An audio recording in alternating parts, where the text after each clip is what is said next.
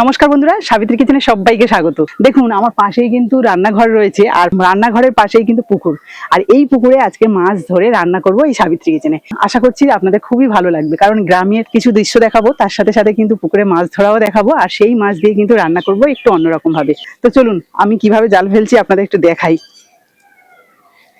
আমি মানে খুব ভালো পারি এমনটা নয়, তবে চেষ্টা করি জাল ফেলার। আর জাল ফেললে মানে বারবার জাল ফেলতে ইচ্ছে করে, এমন একটা নেশার মতো হয় যেন। প্রথমে একটু উপর থেকে জাল ফেলছি, তারপরে যদি মাছ না পড়ে পুকুরে নামবো। দেখা যাক। ওয়ান, ও বাবা, দড়ি চলে গেছে প্রথমে। দড়িটাই হাতে মারতে ভুলে গেছি, দড়ি চলে গেছে। এই মাছ পড়েছে, মাছ পড়েছে, মাছ পড়েছে। ফটোস কি করছো তুমি? পড়াশোনা করছো? লিখছো? একটা সিলভার কাপের বাচ্চা হয়েছে।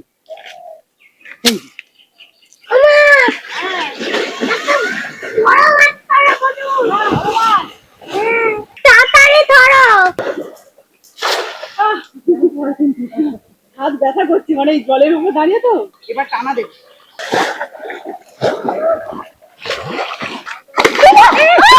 দিয়েছি, এমন যে ধাক্কা মেরেছে, যন্ত্রণা করছে।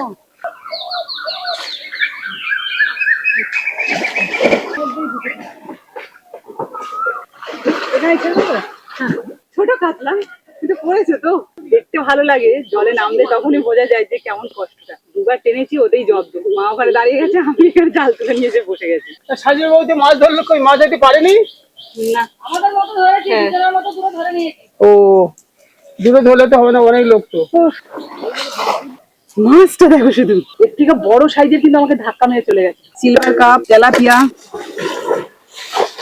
সিলভার হয়েছে, পাটা হয়েছে। এবার শুধু চড়কের দিন সিলভার খাও। তো দেখুন বেশ অনেকগুলো তো মাছ ধরেছি। এবার এই মাছগুলো কাটতে বসলাম। তো এখানে দেখিয়ে দিই আর একবার কি কি মাছ রয়েছে। আর এই যে বাটা, এটা একটা পোনা বাচ্চা রয়েছে, তবু নিয়ে নিয়েছি। তেলাপিয়া, এই একটা বাটা, এই একটা সিলভার, এই একটা ছোট তেলাপিয়া। তিনজন নেমেছিলাম বলে বেশ অনেকগুলো মাছ হলো। এগুলো বাজারে কিনতে গেলে মিনিমাম 500 টাকা লাগবে।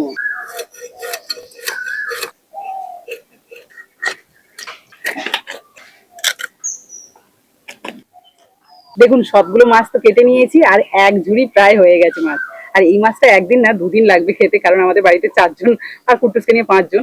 তো চলুন এবার আমি মাছগুলোকে ভালো করে ধুয়ে নেবো, আর তারপরে ফ্রেশ হয়ে এসে আমি রান্নাঘরে চলে আসবো নতুন একটা রান্না করার জন্য। তো বন্ধুরা দেখুন সমস্ত মাছ কিন্তু কেটে ধুয়ে পরিষ্কার করে নিয়ে চলে এসেছি। এবার একটা পাত্রে ঢেলে নেবো, নিয়ে তারপরে বোনটা কি রান্না করব সেটা বেছে নেবো। দেখুন এখানে তো বিভিন্ন ধরনের মাছ রয়েছে, তবে সব মাছ কিন্তু আমি সব একই রান্না করব না, একটু আলাদা আলাদা রান্না করব। তার মধ্যে বলি, এই যে সিলভার কাপ মাছ, এই মাছগুলো কিন্তু এই যে ছোট সাইজ হোক বড় সাইজ হোক, এদের স্বাদ কিন্তু খুব একটা ভালো থাকে না। তাই সিলভার কাপ মাছগুলো আমি রান্না করব আম দিয়ে। কাঁচা আম দিয়ে যদি সিলভার কাপ রান্না করা হয় তাহলে কিন্তু ভীষণ ভালো লাগে। শুধু আম দিয়ে নয়, আমশি বা তেঁতুল দিয়েও যদি টক রান্না করা হয় তাতেও কিন্তু খুব ভালো লাগে এই সিলভার কাপ। তাই এগুলোকে আলাদা করে নেবো। দেখুন এখানে কিন্তু 3টে থালাতে আমি মাছ নিয়ে নিয়েছি, এই মাছগুলো থাকবে। আর এই যে এখানে যে সিলভার কাপ গুলো নিয়েছি, কয়েকটা দাগা আর একটা গোটা। তো এটা আমি টক বানাবো। এখানে যে ভ্যারাইটিস মাছ রয়েছে, মানে তেলাপিয়া, বাটা, তারপরে পোনা, তারপরে রয়েছে কই মাছ, এগুলো কিন্তু ঝাল বানাবো। আর মাছের টক বানানোর জন্য এখানে আমি নিয়ে নিয়েছি, এই দেখুন 2টো কাঁচা আম নিয়ে নিয়েছি। এই আম দিয়েই কিন্তু টকটা বানাবো, তবে তার সাথে কিছু সবজি দেবো। তো সেই সবজিগুলো আমি কেটে নিয়েছি। এই দেখুন এখানে রয়েছে কুমড়ো, ঢেঁড়স আর আলু। আম দুটোকেও 4 পিস করে কেটে নিলাম। এবার আমি উনুন ধরিয়ে এক এক করে 2টো রান্না করে নেবো। খুব তাড়াতাড়ি হয়ে যাবে, কিন্তু বেশি সময় লাগবে না। উনুনটা ভালোভাবে ধরে গেছে, এবার একটা কড়াই বসিয়ে দিচ্ছি। মাছগুলো প্রথমে ভেজে নেবো, তার জন্য কড়াইয়ের মধ্যে দিয়ে দিচ্ছি তেল।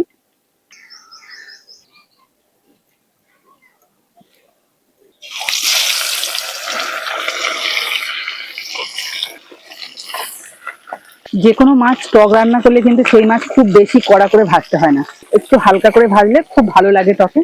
তো আমি এই যে এইভাবেই ভেজে নিলাম।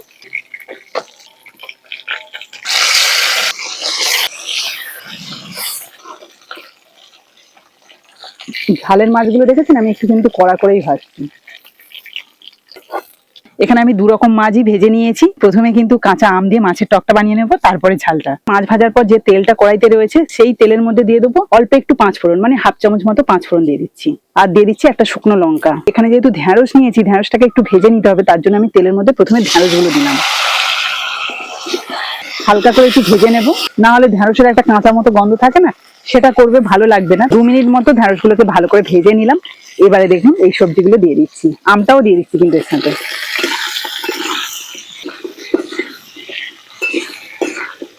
হালকা একটু নাড়াচাড়া করার পর দিয়ে দিচ্ছি স্বাদ মতো নুন, আর দিয়ে দিচ্ছি 1/2 চামচ মতো হলুদ গুঁড়ো। আমরা কিন্তু সবজি যখন এমনি ঝোল রান্না করি বা ঝাল রান্না করি, তাতে কিন্তু খুব ভালো করে সবজিগুলো কষাতে হয়, কিন্তু এই মাছের টকে যেসব সবজিগুলো দেওয়া হয়েছে এগুলো কিন্তু খুব বেশি কষানোর প্রয়োজন হয় না, হালকা করে একটু নাড়াচাড়া করে নিলেই হবে। সবজিগুলোকে প্রায় 1.5 থেকে 2 মিনিট মতো ভেজে নিলাম। এবার দিয়ে দেবো জল, নর্মাল জল দিচ্ছি। 3টে কাঁচা লঙ্কাও দিয়ে দিলাম। এবার যাতে সবজিগুলো খুব ভালোভাবে সিদ্ধ হয়ে যায় তাড়াতাড়ি, তার জন্য আমি ওপর থেকে একটা ঢাকনা দিয়ে দিচ্ছি। আপনাদের দেখালাম যে এই রান্নায় কিন্তু কোনো রকম মশলাপাতি পড়লো না, মানে হলুদ আর নুন আর 5 ফোড়ন ছাড়া। তো এর মধ্যে সবশেষের দিকে আমি দিয়ে দেবো সর্ষে বাটা, সেটা দিলে কিন্তু এই টকের স্বাদটা দারুণ আসে। অল্প একটু সাদা সর্ষে আর নিয়ে নিচ্ছি কালো সর্ষে।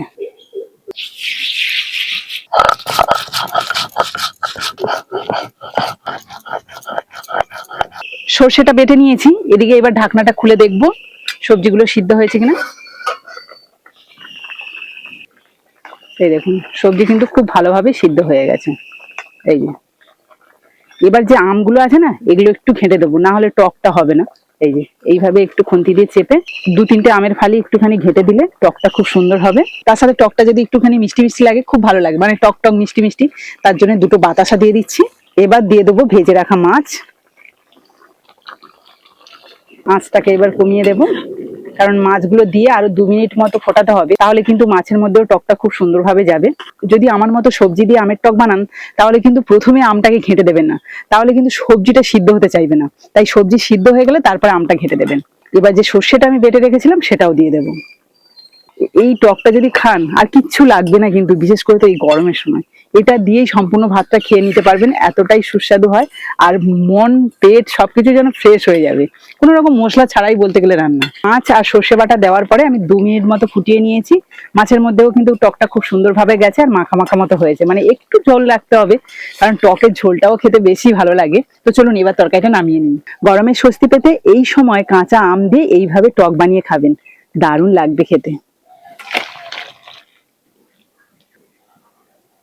চলুন এবার মাছের ঝালটা বানিয়ে নিই। তার জন্য কড়াইয়ের মধ্যে দিয়ে দিচ্ছি কিছুটা তেল, দিয়ে দিচ্ছি পেঁয়াজ কুচি। পেঁয়াজটাকে বেশ সুন্দর করে একটুখানি ভেজে নিয়েছি। এবার দিয়ে দিচ্ছি টমেটো কুচি। টমেটো গুলো দিয়ে প্রায় 1 মিনিট মতো একটু নাড়াচাড়া করে নিয়েছি, এতে করে হালকা সিদ্ধও হয়ে গেছে।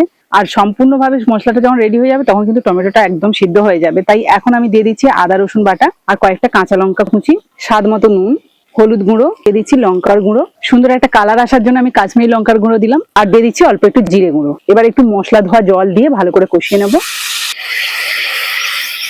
এবার আমি এর মধ্যে দিয়ে দেবো জল, এটা একটু মাখো মাখো হবে, সেই জন্য খুব বেশি জল দেবো না, এরকমই জল থাকবে। গ্রেভিটা ফুটে উঠেছে, এবার মাছগুলো দিয়ে দেবো। এবার এটাকে লো আঁচে 3 থেকে 4 মিনিট মতো ফুটিয়ে নিলেই কিন্তু আমার রান্না কমপ্লিট হয়ে যাবে। মাছের ঝালটাও কিন্তু পারফেক্ট ভাবে রেডি হয়ে গেছে, আর কালারটা দেখেছেন কত সুন্দর এসছে। তো চলুন এবার এটাকে একটা পাত্রে নামিয়ে নিই। মাছের ঝাল মাছের টক দুটোই কিন্তু খুব সুন্দরভাবে রেডি করে নিলাম। তো বন্ধুরা আজকের এই যে দুটো রেসিপি, তার সাথে গ্রামীণ দৃশ্য এবং পুকুর থেকে মাছ ধরা, আপনাদের কেমন লাগলো অবশ্যই কিন্তু কমেন্টে জানাবেন। আর ভালো লাগলে প্লিজ একটা লাইক করে বন্ধুদের সাথে শেয়ার করবেন। আর যারা আমার নতুন বন্ধু আছেন তারা যদি ইউটিউব থেকে দেখে থাকেন তাহলে প্লিজ চ্যানেলটাকে সাবস্ক্রাইব করে রাখবেন। আর যারা ফেসবুক থেকে দেখছেন তারা ফেসবুক পেজটাকে ফলো করে দেবেন। তাহলে আজকের মতো বিদায় নিচ্ছি, পরের দিন আসবো আবার একটা নতুন ভিডিও নিয়ে। ততক্ষণে ভালো থাকবেন, সুস্থ থাকবেন।